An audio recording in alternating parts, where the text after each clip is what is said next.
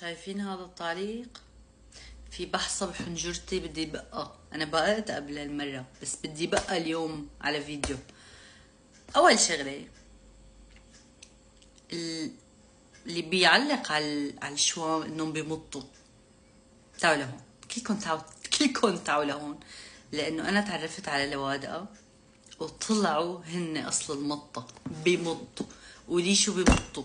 يعني مثلا الجملة بتخلص بثانية، هن بدهم يومين ليخلصوها. ايه بدي بالغ واتنمر.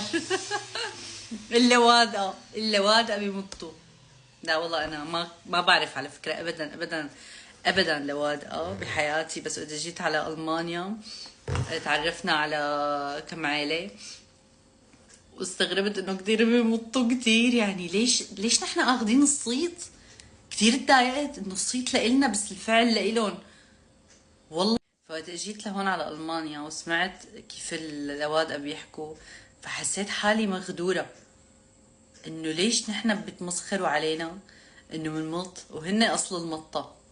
فيلي ما بيعرف مثلي هو، انا حبيت نبهكم انه من هون ورايح لو سمحتوا اذا بدكم تحكوا على المطة تبع الحكي الشامي، اللوادقة او لا تحكوا عليهم.